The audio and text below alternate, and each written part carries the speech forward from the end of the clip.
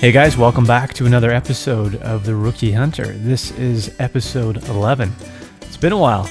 So today we're going to be joined by Kareem Shaya from outposthunting.com. And as it says on the website, Outpost is the best way to find and book incredible hunts. Very interesting. Please go and check out the website. We're going to find out what inspired Outpost and also hear some stories from Kareem's experiences as a rookie hunter as well. You're going to hear a bit about our spring bear hunt and a few more gear suggestions. So you know what to do. Sit back, relax, crack a cold beer, and enjoy episode 11 of The Rookie Hunter.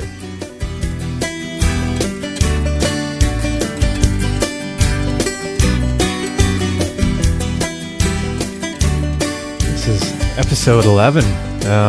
Kelly, it's been shit. I don't even know how long it's been since we were in here. Last 3 weeks, maybe? Yeah, it's been a little while.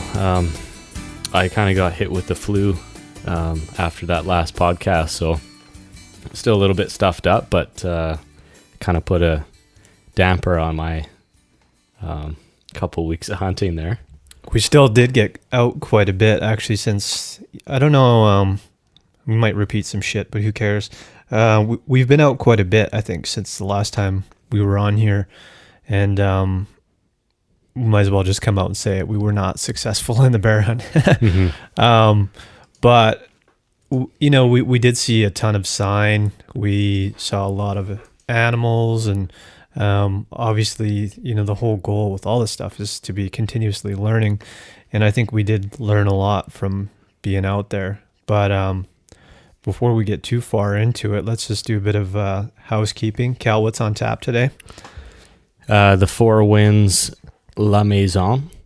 So I think we need to give Mark Rubishot another shout out, because we're both like addicted to Four Winds Brewing, like Specifically this beer. Yeah, it's fantastic. They've got quite a few out, and some of them are a bit harder to find than others. So it's kind of cool when you see one that's rare in the liquor stores, and yeah, I absolutely love it, and I'm starting to see it. We went to a place called the Salted Brick for charcuterie last night, and they were serving Four Winds beer there as well. Man, I don't know how available it is outside of BC, and we're not sponsored by these guys. We're just trying to recommend a good beer, but if you can find it, get it. They come in bombers, and I've seen little like 4-packs of just regular like 650 ml bottles or whatever they are. Yeah. Anyways, thanks, Mark. But I think we're sponsoring Four Winds now, based on how much we're drinking it and posting photos. Four Winds thanks Marks as well. Yeah, exactly. So I think it could be the official beer of this podcast based on how things are going. Yeah. So I think we've had a few emails since the last time we were here. What have we got in the old mailbag there, Cal? Well, one of our listeners here, Andrew Ransom, who's wrote us a few messages. This was back a couple of weeks ago now, but he was wondering if we could comment on the GPS units that we use. And I think we noted in a previous podcast that we use the Garmin 64S. And he's wondering if it's worth it. It's a pricey item, and he's not sure if it's a nice to have, or an essential piece of gear. And he's trying to justify the investment. That's a good question. I think it probably boils down to like where you're going to be. So if you're just going to be hunting close to home and you're really familiar with the areas that you're going to be in, probably not. I wouldn't call it an essential piece of gear. Like. Especially the land that you hunt in.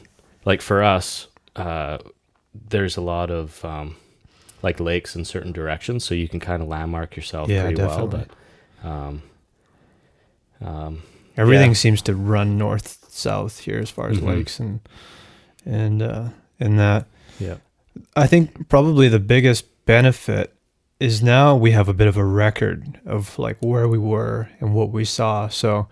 It was nice when we were on the ATV because you had it clipped to my backpack and you're sitting behind me. So anytime we saw sign or any animals or anything like that, you would just hit the button, which creates a waypoint, numbered waypoints. And then you're able to go in when you get home and edit those and say what they were. Yeah. And it makes you feel a lot better if you are on an ATV or a truck or something and you're going a certain distance, you know what distance you're going, how high you're going.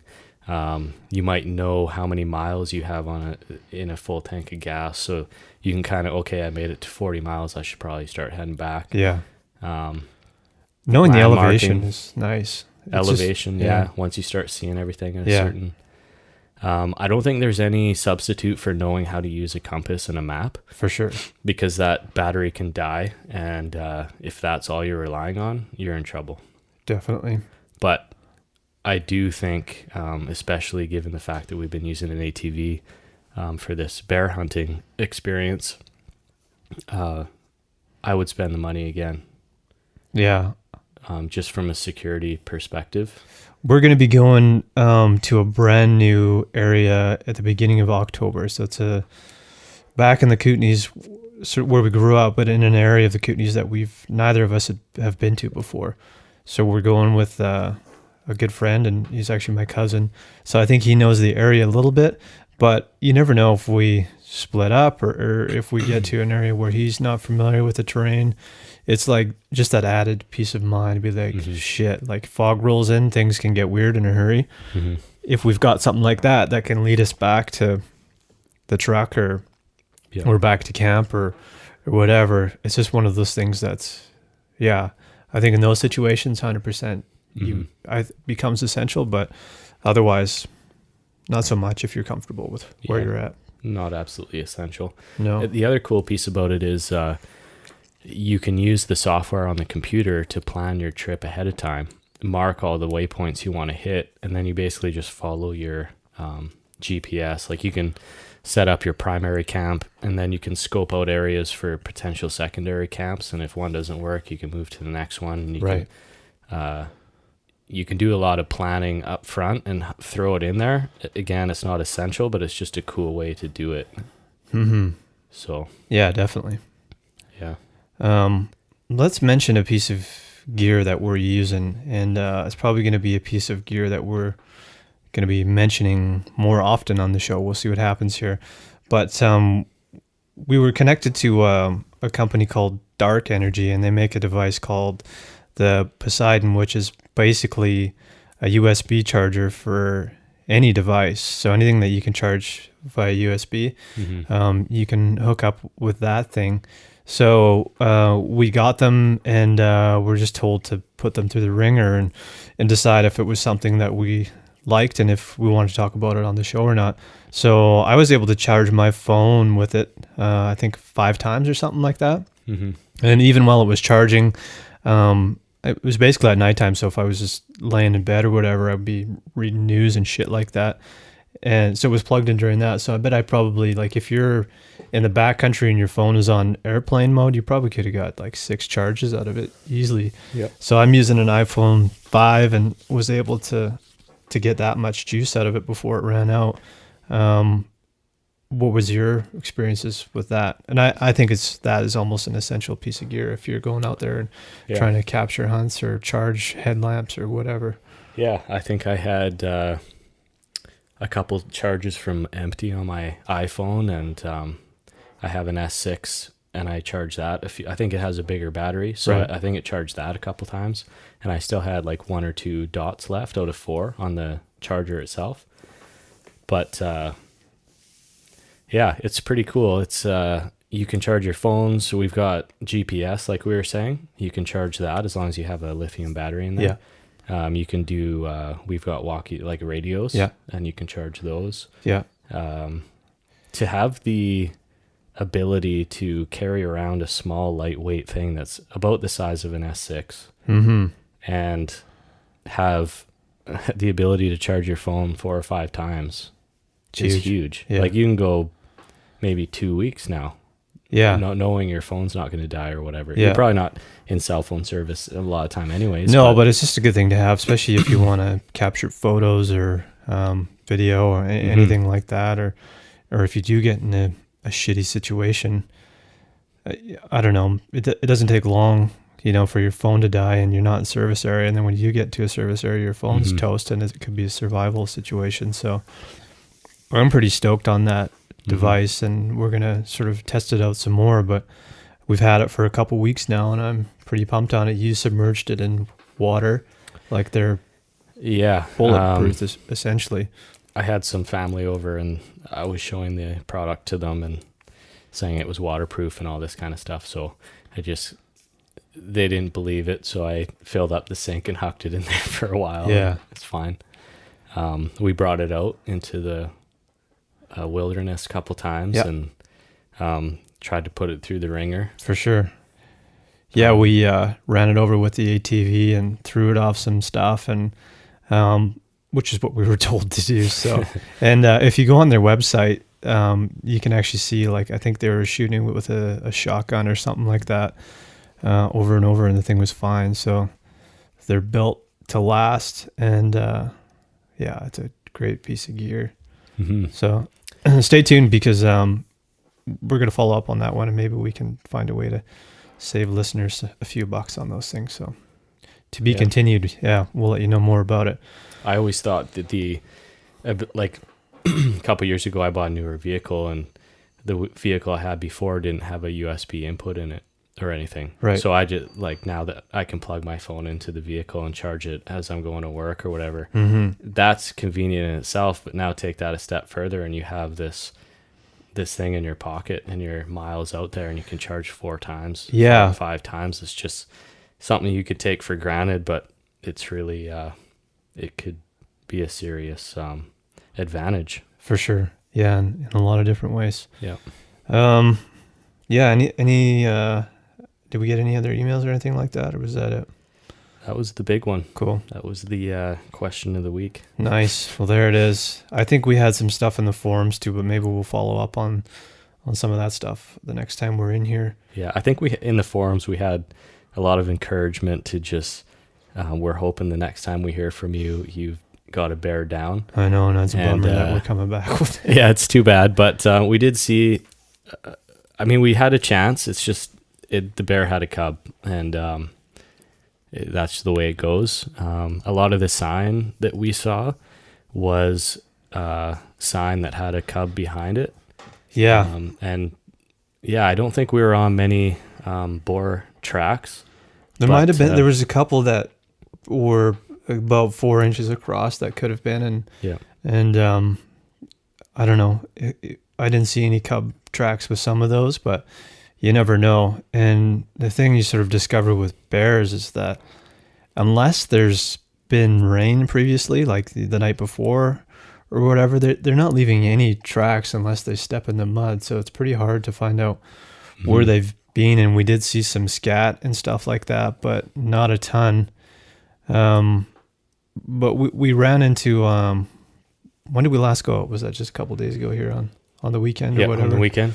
We ran into this guy that was just cruising the road in his truck, and he asked us if we were having any luck. So he went on to tell us that he had covered, it sounded like, a lot of ground all season long here, and didn't see anything either. And this guy, from what I gathered, was an experienced bear hunter, and he goes out every year.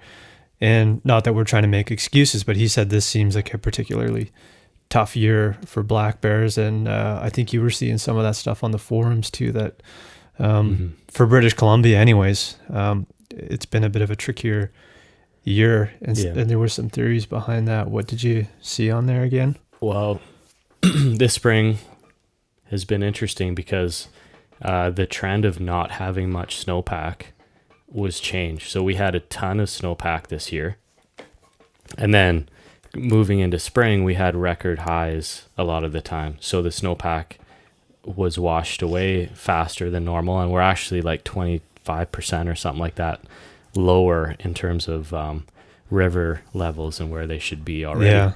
So we kind of went from one extreme to the other, and I don't know what the impact of that is on bear, but I was reading through some forums, and they were saying that because the weather was so good early and warming everything up, and there's lots of water up there, maybe they just had food in areas where they didn't have to expose themselves as much as they would have. Right.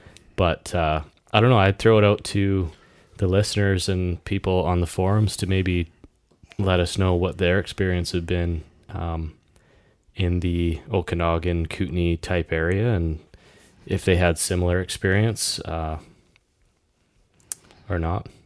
Yeah, we can.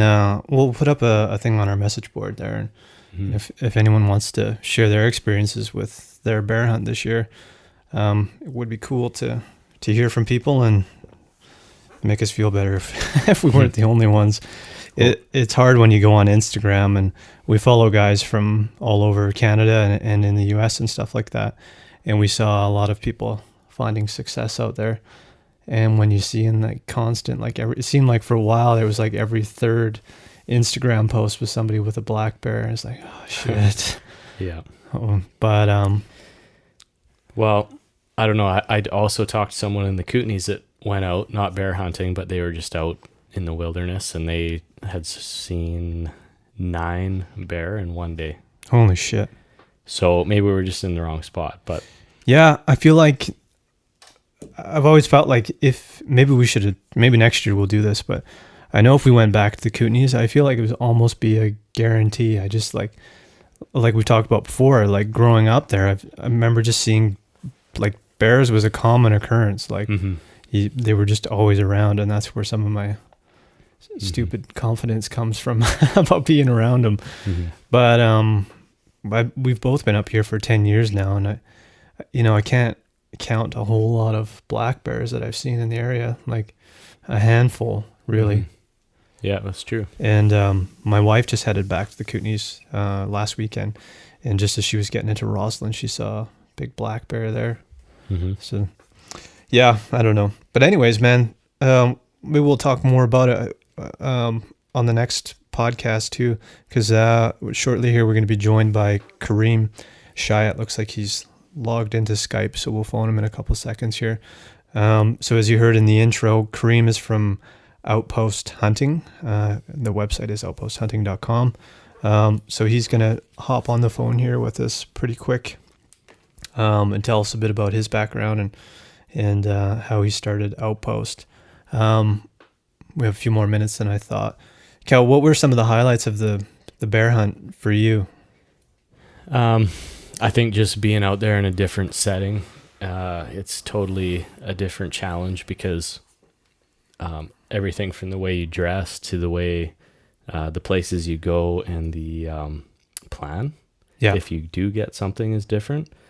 Like we're running around trying to get the coolers ready, trying to find ice, throwing all this, because we're worried you get a bear down and it's kind of like a big jug of milk, right, in terms of how fast it can spoil. So it's a good way to look at it. We were just concerned about what would happen and making sure the meat was cared for and all that. So it's a different challenge. But I also think the behavior of the animals was different. Yeah. Like you see, you driving up a road and you see a quail or something with like 10 little baby quails darting across the road, right? Or you see a snowshoe hare that's all brown now. They're not white anymore. White feet, and that's it. And they just have a different attitude. Like they weren't spooky as much. You could almost, like we were walking up to one, we were 5 feet away and the thing just sat there. We were just standing there and he sort of just came and was chilling out. Yeah. It's kind of funny. And we had another episode last weekend and we posted a short video of it on Instagram. We were looking for bear and we split up a little bit. You were at higher elevation and I saw down this power line, like a kilometer away, these elk were running around in circles. So I give it a cow call and they'd run around in circles again and another elk would show up and they'd look at me and I could see it in the binoculars that they were looking directly in my area. So I'd hit the cow call again and they'd run around in circles and another elk would show up. It was almost like they were rallying themselves. Yeah. And then I blew it one more time and they just took off in my direction and disappeared because the horizon was so low I couldn't see. But I figured if I wait 20 minutes, these things are going to be walking right up to me. And that's exactly what happened. The cool thing is we had radios, so Cal was telling me what he could see, and where I was situated, I could not see down into the valley. But he let me know that they were starting to head up, and then I could actually see them coming up the road towards you, but you couldn't see them anymore. So it was like kind of a neat play-by-play happening of like, you being able to see and then me being able to see, and then all of a sudden one was right in front of you. Yeah, one. If it was a legal hunting situation and I had a bow, I could have had 24 opportunities to get that thing. Yeah.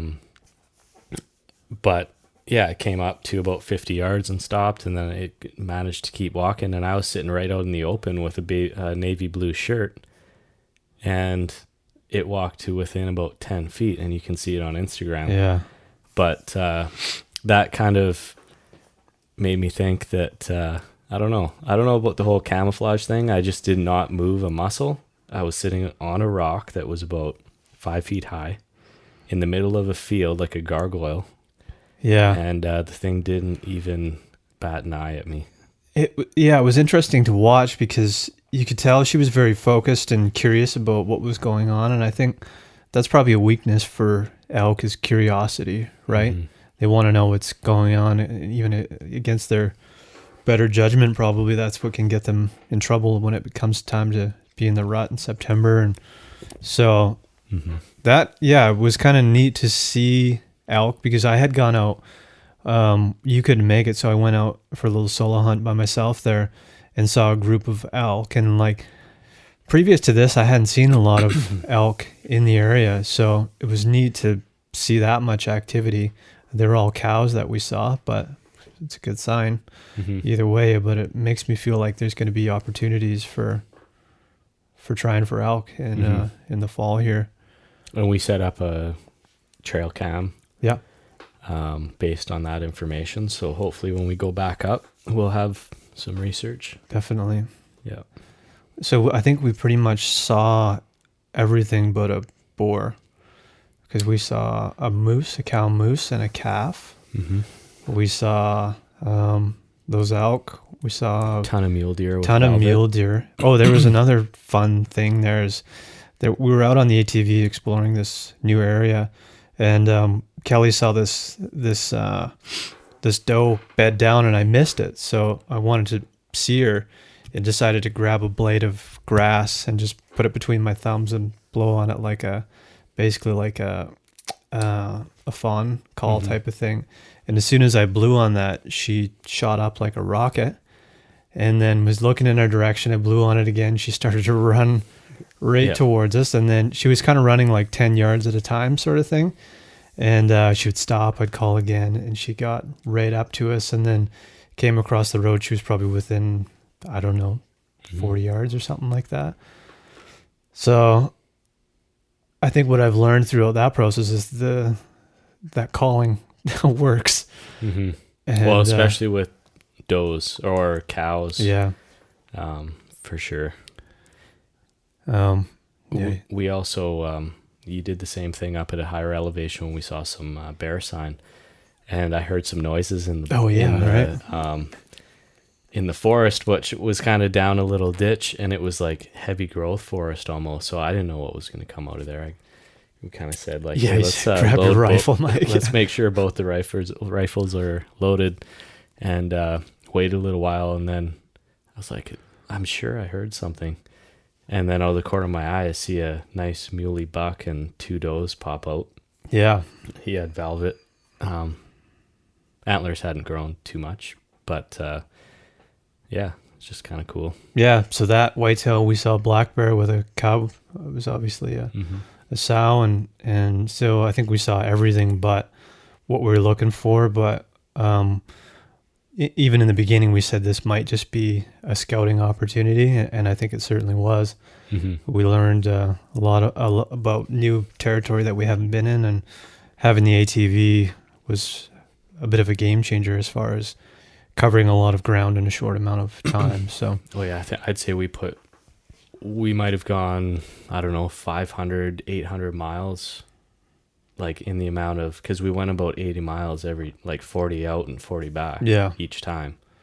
So multiply that by how many times you go out. And that's a lot of distance and scouting and stuff to cover. And I think because we it's not our ATV. We thought like Take advantage of yeah, what we take had. advantage of it Yeah. and try to see as much as we can. So when we're in our truck and on our feet, we know what's out there. Yeah. Yeah, like I think our preference for both of us is to be out there on foot, but yeah, not going to turn down the opportunity to see a large area in a short amount of time when you've got it. Especially to know if you can drive your truck in later, right? Right. I would rather explore with an ATV than my truck in case you get stuck in a bad situation. Plus the cost of fuel was pretty inexpensive to Yeah. ride around on that thing. So, well, we're right at 5:00 here. Kareem is showing us away, but should we give him a call? Sure. That's pleasant. Yeah.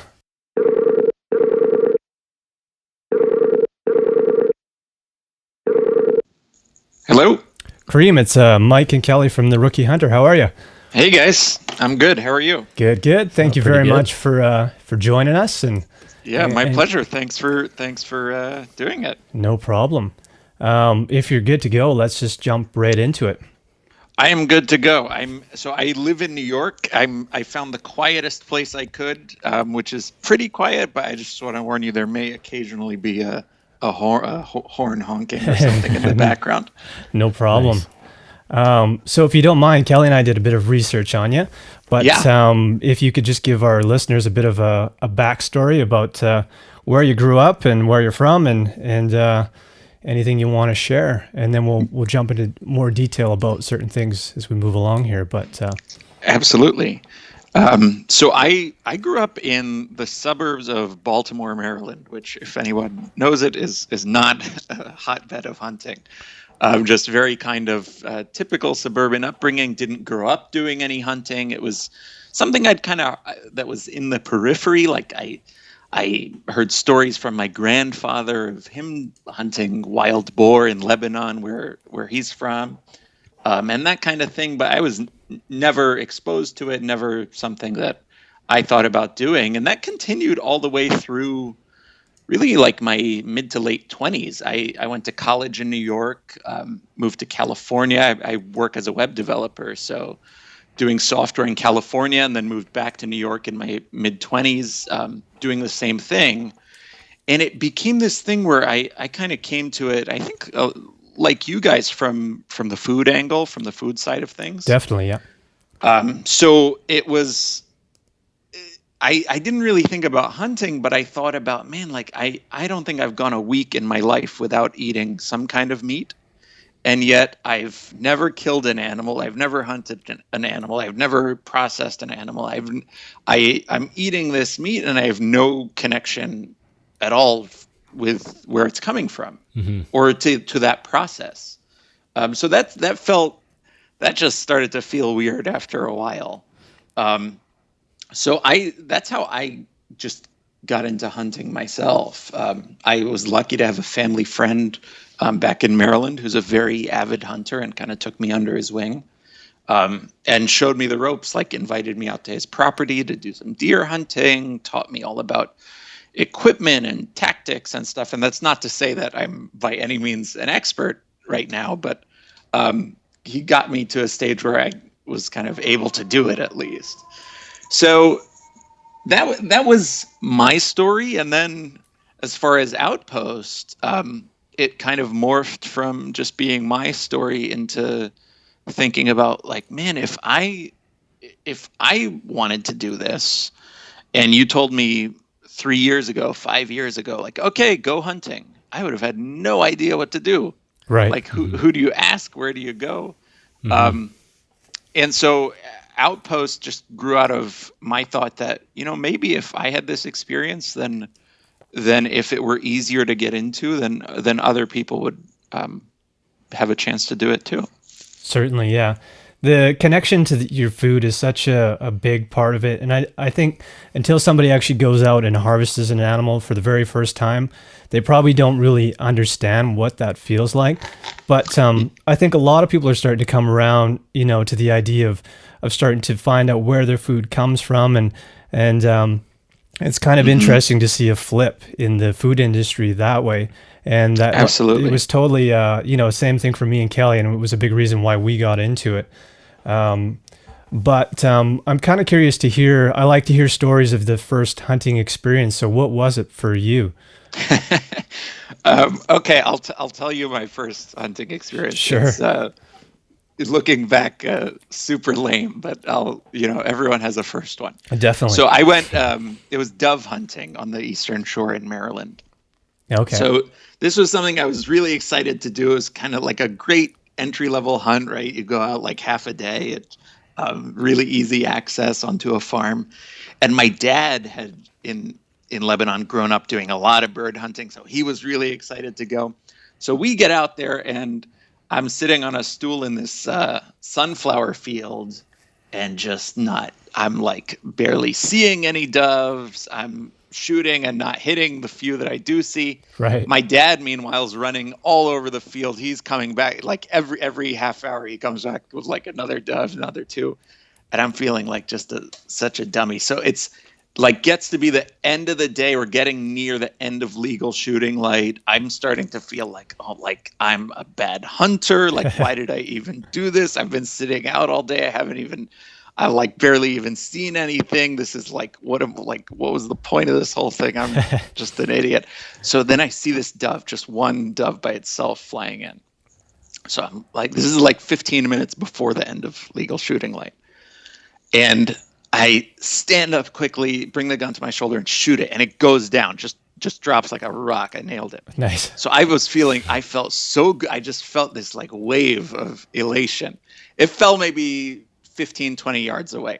So I'm like feeling so good about myself. I took my time. I put my gun down, took my pack off. Like I'm like stretching out. I'm like, okay, let's go get this bird. So in all that excitement, I like basically completely lost track of where the bird fell. So I go over to where I think it is, and it's not there. And I look around. I can't find it. I paced over an area that like can't be more than 5 yards by 5 yards for 30 minutes just looking for this dove. And I went from like the highest high to the lowest low, feeling like I've shot this bird and I'm not even going to find it. And it's just going to sit here and rot in this field. Like, oh my God. So I eventually find this thing after half an hour. It's just laying in dirt. That's exactly the same color that it is. So I take it home, and I like the care. I don't think in the history of the world there's been like an ounce of meat that was more cared for. This single bite of dove breast was the most cared for ounce of meat in world history. Just like plucked it and cleaned it, and it was like it kind of comes back to, like you said, that feeling of connection where it's not always an entirely good experience, right? Like there are hard parts to this, parts that are physically hard, emotionally hard. But I think that gives it that's what we talk about that's what we're referring to when we talk about like the meaning of this. Certainly. Yeah. It's kind of funny to hear the range of emotions that you went through in that day of bird hunting. Because, I think mine and Kelly's first season of hunting was sort of that whole thing. You know what I mean? You see opportunities and you miss out on them, and you start to question why you're doing it. And then, eventually you are successful. So it's kind of getting through that mental challenge of holding out and pushing harder to make it happen. Mm-hmm. Yeah. And it seems the more you get into this activity, the more you realize how serious the implication actually is in taking something's life, right? So it's interesting the excitement you have when you first get in there and you have these opportunities, and then if something goes wrong, the emotional weight that just drags you down in that situation that you have to overcome. Yeah, I think there's something about like any experience that's really meaningful ultimately, whether it's, hunting, in relationships, business, hard workout. There's always like this moment, you always get to a point where it's really hard and where it's not fun anymore necessarily in that moment, right? There are moments of heaviness. Yeah. Mm-hmm. But I think you can't really have a meaningful, like a really deep experience that doesn't come with parts of that, because that's, things are only good by contrast to things that are bad, right? It's the exactly. bad that makes the good. Yeah. Yeah, exactly. So what was your first experience with big game animal? That would be deer. Nice. Deer also in Maryland. It's there's on the eastern shore. There's a pretty sizable population of sika deer, which are from Japan. They're not a native species. I think they're just in a few spots in the U.S. And they're called deer, but they're genetically closer to an elk. They look like a small deer that kind of has an elk cousin. I think there's Sitka out on Vancouver Island, I believe. Oh, this is just Sika. Oh, okay. Yeah. Okay. Yeah, I think they have some. I know they have some in Maryland and Texas, a few other spots. Yep. Maybe Vancouver Island too. I'm not sure. But anyway, yeah, that was my first big game hunt, and then I last year got to do my first Western hunt, which is more kind of in your guys' wheelhouse, Right. For black bear in Montana. Wow. Yeah. Yeah. How did that one go? That was awesome. I Yeah. got a bear. The other guys in camp, I inadvertently annoyed them because I'm like this guy from New York, just been hunting a few years.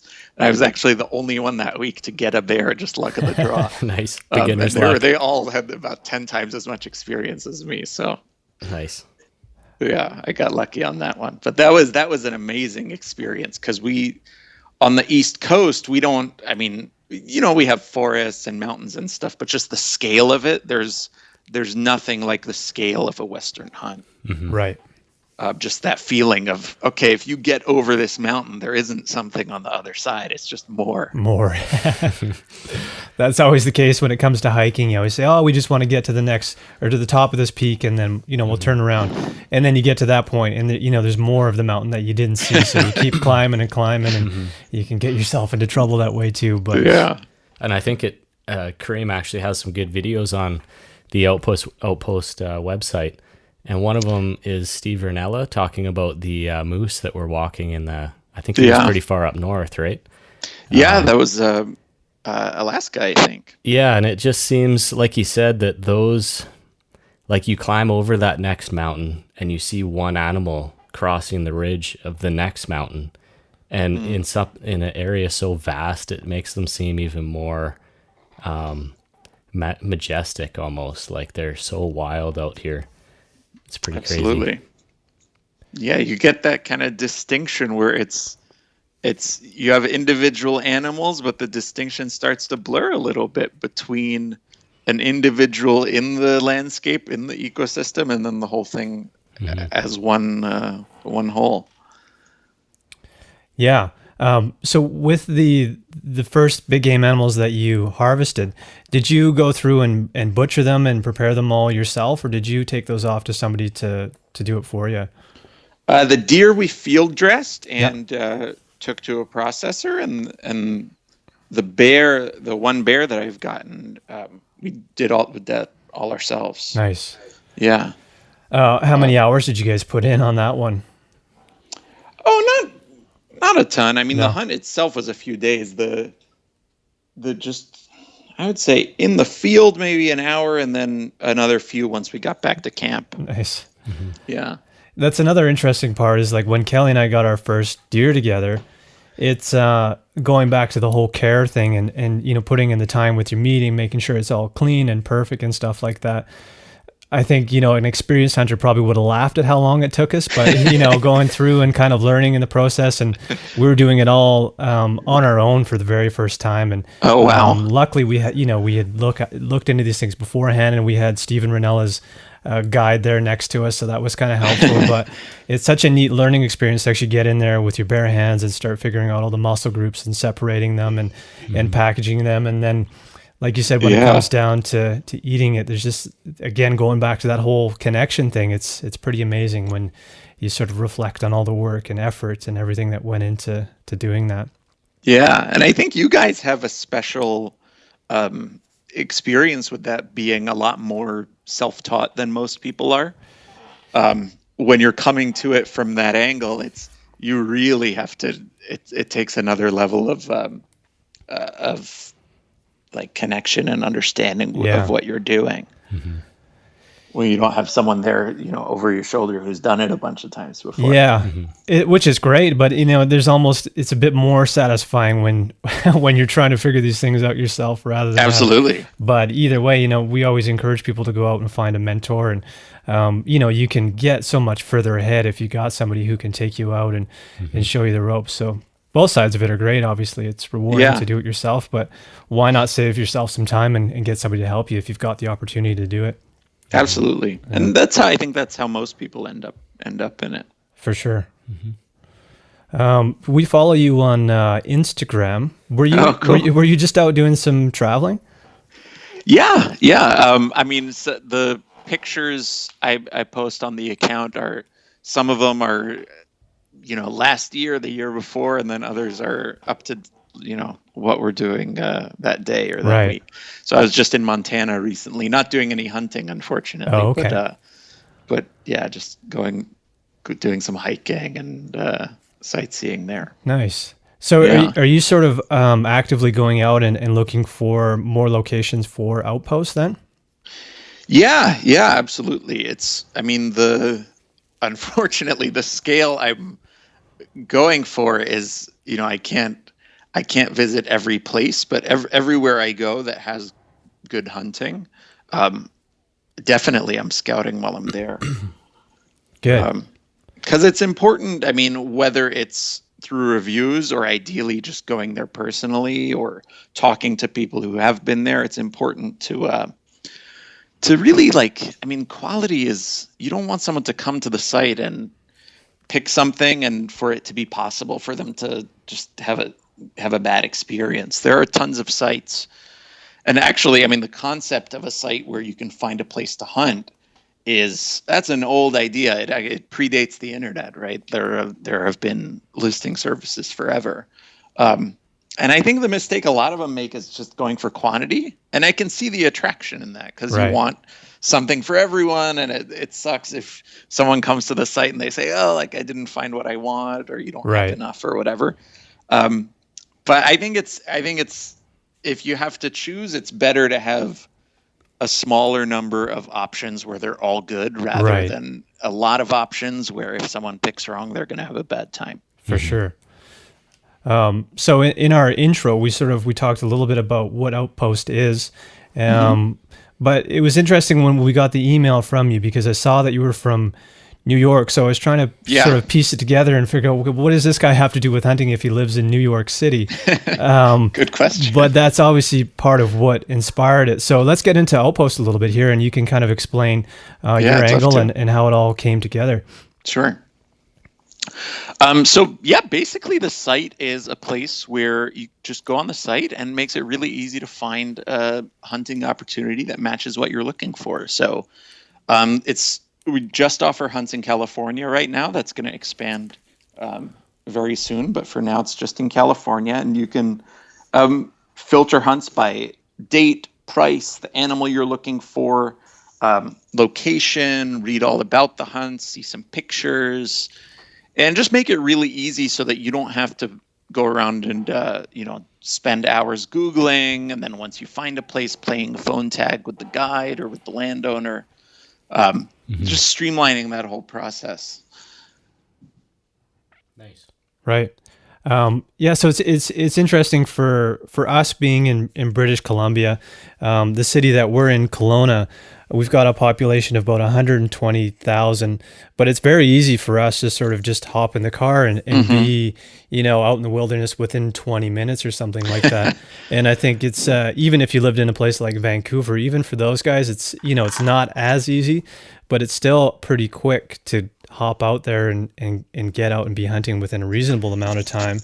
But I'd imagine there's a lot of guys like yourself who are in bigger centers.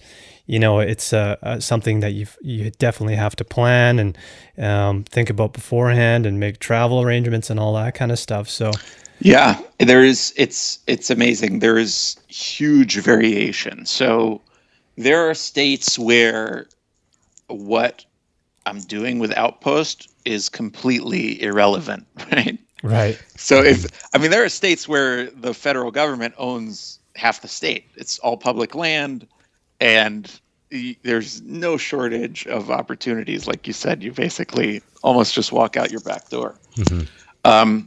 And there are other states, and California's kind of in between, but it's certainly on the East Coast, and in a lot of the Midwest, where 95, 96% of the land in the whole state is privately owned. Mm-hmm. So what that means for people who want access to that land, for any reason, and especially for hunting, that changes things dramatically. So that changes the types of hunting that's available, the way you go about doing it, the animals, it's just the logistics are completely different. So I think just the nature of what we're doing, it matches a bit better with private land. Mm-hmm. Just because I think for public land, and this is a great thing that you guys get to enjoy, but there just aren't the same issues with the logistics of arranging a hunt. There are different issues, definitely. Mm-hmm. That's not to say it's easy, but it's just a different set of problems. Mm-hmm. Yeah, it's definitely interesting. Like if you look at BC where we are, I think almost 95% of the land is crown land. Wow. And I think BC is about 1.5 times the size of Texas. Wow. And I think Texas is only about 4% public land. So it's just insane to, and I think it's just a point to some of the Canadian listeners to not take that for granted and appreciate that we have that much space. But like you said, I think there's a lot of guided hunts up in BC too, and I think that there's different challenges with that. But I think the idea of Outpost is cool, just that it's almost like an Expedia for hunters. Yeah, that's fair to say. Yeah, I'm not sure if there is. It would be cool to see it expand into the western states and the western provinces. Yeah, I think that. I mean, you guys will have a lot more firsthand experience with this than me, but I think the issues there will be more around tags and that kind of stuff. Mm-hmm. Well, yeah, even with that, we're lucky in BC. We do have restrictions, but like elk, for example, we have an elk season that, how long is it? About a month. And it's any 6-point elk. It's a $25 tag, and you just buy it over the counter. Oh my God! So if you can find them, if you can find the elk, you're in a good spot. It's just a matter. And there are lots around in certain areas. That's fantastic. But yeah, we're definitely pretty lucky, and I think there's a lot of work that's been done down in the States and a lot of foundations and stuff like that. So we're hoping up here that the people down there in the States can keep that going and not let corporations and government kind of give that away. I know there's like Randy Newberg and all those kind of guys that are continuing to fight the fight down there. Yeah. And I think it's a mix. I think a lot of great stuff happens on public land. And I see some nonprofits and some landowners, like major landowners, who don't look at their land as a way to just squeeze every penny out of it. The consequences be damned. I think there are some good custodians of their land, and I think I'm seeing them get a little bit more of a voice and be a little bit more vocal about their efforts and the way they think about their responsibilities. So I think that's a good thing too, and that's good for everybody. Right. So in terms of Outpost, do you have any future plans that you can kind of give us some insight into where you would like to push it, or? Yeah, sure. So I think I don't want to say too much about stuff that's too far in the future. Fair enough. Yep. Yeah. But near future will be more states and more hunt types. So right now it's just guided hunts. where we're basically connecting you with a guide. And I think actually a really cool market is, rather than connecting you with a guide, is connecting you with land, with a landowner. Right. And that has a lot of great things about it. And one of them is cost, right? So guided hunts can be great, but are cost prohibitive for a lot of people. And certainly if you're going to do them, several times a year. So what you find a lot of people doing is they'll hunt friends' property, hunt family's property. But basically, if you're not lucky enough to know someone who let you hunt their property, you have problems. So I think we can do some things to fix that in the near future.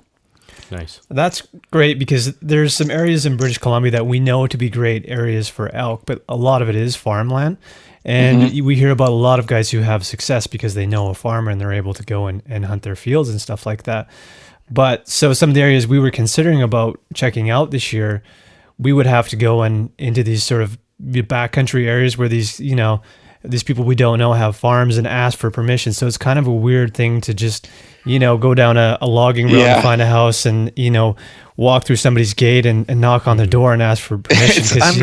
You never know what you're going to find. It could be somebody totally friendly and you might get greeted with a shotgun. You never know what you're going to find. Yeah. I mean, it's crazy. Like people say they'll go around knocking on doors to find hunting opportunities like that. And I have to check the calendar. Like, is it 2016?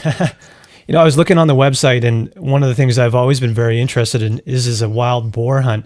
So say if Kelly and I wanted to line up a trip to California, how would that work for somebody from Canada to come down to California? What would be involved with, lining up proper paperwork or whatever would need to be done to make that happen? Oh, that's a great question. All you need for a boar hunt's great. All you need is a California hunting license, which I'd imagine, I'm not sure is there like reciprocity with hunter's ed between Canada and the US? I don't think so, but I'm not too sure. I'm sure there's some kind of setup, because otherwise people wouldn't be able to go back and forth. Right. Yeah. But anyway, so I'm not sure exactly how that process works, but basically you just go online, buy a California hunting license, buy one pig tag for every pig that you want to shoot.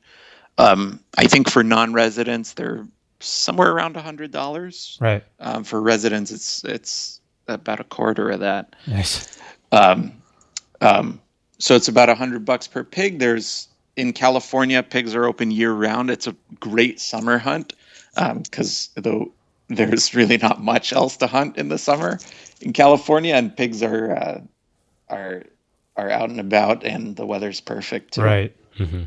Nice. So how many places have you got lined up in California right now? 6 places. 6. Nice. 6 outfitters. What I should mention, one of them, I don't know if you have any MMA fans who listen, but one of the 6 is an outfitter called Fins and Feathers, which is run by a UFC fighter named Chad Mendez. Oh, very cool. Yeah, he's a great guy, and that's an interesting one because it's not just a hunt, but when you go on the site and book a hunt, and then they also have a roster of pro athletes who you get to choose from to go on your hunt with you. They're all like just people who like to hunt when they're not in a cage punching people. That's awesome. So yeah, you can go hunting they've got Chad Mendez, Uriah Faber, Paige Van Zandt, Travis Brown, a bunch of really cool athletes. So that's a fun one if you're looking for something a little different. So you mentioned a bit of sort of touched on fitness there. What do you do to prepare for the hunting season? Yeah, so I do a few things. Brazilian Jiu-Jitsu and CrossFit are my 2 big ones. Okay. But those are kind of general fitness. For hunts, I try to do stuff that's as close as possible to what the hunt's actually going to be like. Right. Which essentially, like pretty much all the time will just boil down to hike with a pack on. Right. And the better you're feeling, the more weight you put in the pack. It's amazing the difference between just moving across a flat, even surface is a completely different universe from a inclined, uneven surface. It's just like every little muscle that in your ankles that Yeah. goes into keeping you balanced, keeping you moving, um, gets activated. So it's one thing to be in the gym where you've got nice right angles everywhere and level surfaces, but I find the best thing is getting out. Even you don't have to go to the mountains. Even just find a hill, just go up and down the hill a bunch of times with a pack on. It's always funny. You start climbing this mountain and you can't wait to get to the top, so it's easier. And then you get to the top and you start coming down, and it's even harder than when you're going up. It's tough on your knees and your ankles and your back. So yeah, the more you can do to prep for that. I was throwing the pack on my back too quite a bit this summer, and I just fill a dry bag up with sand. Oh wow! So you can kind of select your sand level or weight. So yeah, I think I bought like a big 20-liter dry bag, and then I filled it up a quarter. How much does that weigh when it's full of sand? When it's full, I think you can get up to like at least 50 pounds. Oh man! But I wasn't there. I think I filled it up about halfway, and then go with that. But yeah, it's. I think you're right. You can't really get much better training than actually throwing a bunch of weight on your back. Yeah, I mean the worst. You just don't want to be out. I think it can have subconsciously too, where you're out in the field and you start making hunting decisions based on fitness feelings, right? Mm-hmm. So like, do I go over that next hill? Am I going to climb to that ridge? You don't want even in the back of your mind for the question of, do I feel like doing that? Yep. To factor into it. Yeah. So the more training you do, the less those thoughts are going to sneak in. The more I hunt, the more I realize it's about the details and the prep and all the work that goes in before you actually get out there. It's almost like cooking. If you take a shortcut in the first 3 steps of your meal, you're probably going to not end up with a great result. And I think with hunting, if you put in the time and effort to scout and do all those things, and you have the fitness to crawl over that next mountain, your percentage of success just keeps incrementally going up. And you might have started with a 1% chance of success, and you might have gotten it up to 3 or 5. But at the end of the day, that could be the difference. Absolutely. So, yeah, it's a lot of work. That's part of the fun, I guess. So before we wrap this up, what have you got planned for the fall? Have you got any trips lined up? I'm looking for a way to get back to Montana. That's what I want to do. It's my big goal is a real deal backcountry elk hunt. Just be out in the backcountry for a nice long while and come back with an elk. I don't know if that's going to work out for this year, but if not this year, then the next one, and I'll come up with something else to do in Montana this fall. Perfect. Yeah. An elk is definitely on the radar for us this year, and maybe a moose too, because we've got the deer now, and we kind of want to fill up the freezer, and it just goes so much further, and it kind of takes off the pressure a little bit, if you've got something that fills up your freezer. So yeah, you might need a new freezer. Yeah, we were looking at them the other day just in preparation, so we'll see. But our limited entry actually just closed last week. So Mike and I had applied for, and a few of us, we applied for bighorn sheep, shared moose hunt, sweet, antlerless elk, mule doe. Was there other ones? A mountain goat. Yeah. But how are the odds? Not great. None of us. We were. If you count all 5, well, there's 3 of us. We had 5 entries each. We were 14. We were 1 for 15. Oh wow! And we got a mule doe that is relatively close to where we all live. Okay. So it's it's better than nothing. That's 2 years now, and that's the first thing we've got. So okay, well, you'll get out there either way. You'll get out there anyway. For sure. Exactly. Yeah. Cool. I was just wondering, maybe we can touch on this point. The trend of hunters kind of in today's era, Oh yeah. And I mean, we talk about how we got into hunting was through food, and there's all these cooking shows, and there's Steve Rinella and all this kind of stuff. But there also seems to be this generation of, I don't know if you call them hipster hunters, but I guess there's some that are out there doing it because they think it's more of a style thing. But I think for us, we're doing it more for the to connect with our past and our food and that kind of thing. But yeah, I'm wondering from your perspective what the reception, I guess, has been to you entering this world. I know for us, we've been talking to quite a few people, and with bear in particular, their first reaction is, "Oh, why would you do that?" And our response is always, "We want to do it for ourselves and see what the meat tastes like, and kind of go through the process." And then you kind of get into the whole why we hunt and all that kind of stuff. But yeah, like, what has your experience been on the East Coast, kind of going through this transition? Yeah, that's a great question because I mean, like you said, I live in New York City. I'm in downtown Manhattan, and I've had a lot of these conversations. I love talking about this stuff with people, and I get to do it a lot. It's really interesting. I would say about half the people I talk to hunting about, they're right off the bat say, "That's awesome. I'd love to do it. How can I do it?" They're like very open. It's not necessarily something they're gonna do 10 times a year, but I've taken a few people hunting for the first time here, just like, a couple hours outside the city for pheasant. And they had a great time. You also get, I'd say maybe another quarter or so are kind of indifferent, and they're like, okay, not for me, but you do whatever you want. And then another quarter are slightly horrified. And that's just an initial response. And that, like you said, that if you go from not talking about hunting to like right into bear hunting or something like that, then you can kind of provoke that response accidentally. So I've started a bunch of conversations like that with people where they start out horrified. I've never ended a conversation with somebody horrified, though. Yeah.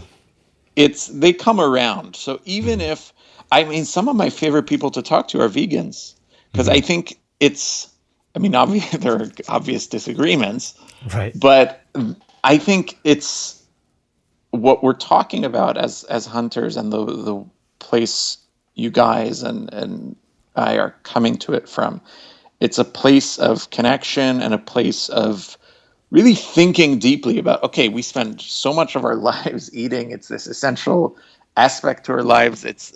There's a lot of meaning to where our food is coming from. And we want to be intentional about that and think about it and like really give it its due. And it's not just a thing where we think about it for 5 minutes while we're like, stopping to get a gyro on the way back from work. Yeah. So I think hunters think about that very deeply, and so do people who, I don't like to use this term, but people say like anti-hunters and kind of think of it as like an us versus them. But people who have a strong negative response to hunting, often, not always, but if they're coming from like the vegan vegetarian side, they also think really deeply about their food. And I think those are some of my favorite conversations, because as you talk to them and they realize like, hey, okay, this guy is not a psycho. He's not going off and just cutting the heads off of animals and nailing the antlers to the wall. It's a very kind of emotional thing where that initial revulsion is like an emotional knee-jerk response. But you just have a conversation. Don't get defensive. Don't proselytize. Just have a conversation about what each of you values and why you're interested in what you're interested in. And it's not a big deal. People come around, and even if they're not gonna, get out and go hunting themselves, they can respect where you're coming from on it. The hunting party versus the vegan party. That's an interesting discussion, because I almost feel like they're both rooted in pretty heavily in values. Yes, and absolutely. and their values are almost exactly the same. So it's almost like a paradox. They're arguing for the same thing. On the one hand, the one party just chooses to eat meat and do it ethically, and the other hand, they don't eat meat. So, but at the end of the day, I think we all respect the animals. So that's an interesting aspect for sure. Yeah. Well, I think that's a great point to leave it on. Awesome. Kareem, thank you very much for joining us and for reaching out to us. Thank you, guys. You're welcome to come back on the show at any time, so please keep in touch with us. Awesome. Thank you. Before we go, is there anything you want to add to the conversation? Places people can find you, all that good stuff? Yeah, so outposthunting.com is the site. You can find us on Instagram at outpost_hunting. Same on Twitter, and check it out, book a hunt with us, and we'll set you up. Perfect. Awesome. Thank you. Let us know how things are going, and maybe we'll touch base with you in a few months and see how things are. Yeah. Will do. Good Perfect. talking with you. Yeah, likewise, man. So take care for now. You too. Cool. That was great, Cal. For anybody who missed any of that stuff, we'll put up links to his website and all of his social media and stuff like that. And if you decide to listen to this whole thing, you're more than welcome to come up and do some hunting with us and check out British Columbia at some point. So it's nice to be back in the studio. We'll probably share a bit more stories about what we've been up to from the past 3 weeks here. I think we summed it up pretty good, but now that we're leading into July, I don't think there's anything open. No, I don't know. Nothing that we want anyways. But. Yeah, nothing that we would really spend the time to go out. I think right now the focus for me anyway is going to shift towards fishing. We're going on a bit of a camping trip this long weekend, Canada Day. So we're going to try to catch some big trout. And we still haven't done as much fly fishing as I would like. I think the bear hunt kind of every time we had a chance, we were doing that. So I think the initial plan was to try to wrap bear hunting into some fly fishing trips, but we never really got there. So maybe we'll do that next time. Yeah, I've got the fly rod and I haven't even taken it out yet. Haven't whipped it around yet? No, not. Yeah. This will all be brand new fly fishing for me. So sometimes I go out to the park and cast to gophers. Nice. Yeah. Have you hooked any? No, I just tie a little piece of wool to the end of the leader. Nice. And then it gives you your air resistance, kind of like a fly would, right? But it's pretty good practice. That is good. Anyways. Nice. So yeah, fishing is going to be big. I think August, the snowshoe hare is open. And we saw so many running around last weekend that it really made me want to start hunting a few. And I imagine rabbit stew or soups and stuff would be amazing. Definitely. And we have a couple 22s now, and I'm pretty stoked to use that 10-22. Definitely. My little scope. I just bought a little cheap Simmons scope for like $60, and I'm just gonna. It's a 3-9, but I'm just gonna leave it at like 4. Yeah. I wanted to buy the fix, but it wasn't in. I'm just gonna leave it at 4, and it's gonna be a gross rabbit machine, I think. Nice. So yeah. So yeah, I think probably for the next month, this could be the Rookie Fisherman podcast. So I think most guys who hunt also fish. So stay tuned. Kel, we're still trying to get a conservation officer in here. So maybe that'll be an upcoming one. Yeah. No promises, but we're working on it. I'm actually not sure if he's a conservation officer or if he works for the BC Wildlife Federation, or if it's both. Cool. But either way, it would be a good person to talk to for sure, because I think he's actively involved in what does it mean for the future of wildlife, and what do we have to do, and what does it mean for hunters and all that kind of stuff. Nice. Just be a good conversation. Sweet. So just watch for updates on our social media. Our website is therookihunter.com. Our email address is therookihunterpodcast@gmail.com. all of our contact information is on the website, so just go there. And we'll put up a thing on the message board if anyone wants to share some bear hunting stories or whatever. We'll just put up an open chat sort of thing if anybody wants to hop on there, recommend beer, anything like that. So anyways, we hope you enjoyed that chat with Kareem. I certainly did. Yep. And I would just say, for those that want to check out Outpost website, go to the About page, and there's a couple cool videos there. One of them's Chris Pratt, who's an actor, and the other one is Steve Ranella, and they both talk about kind of why they hunt and what it means, and it's pretty.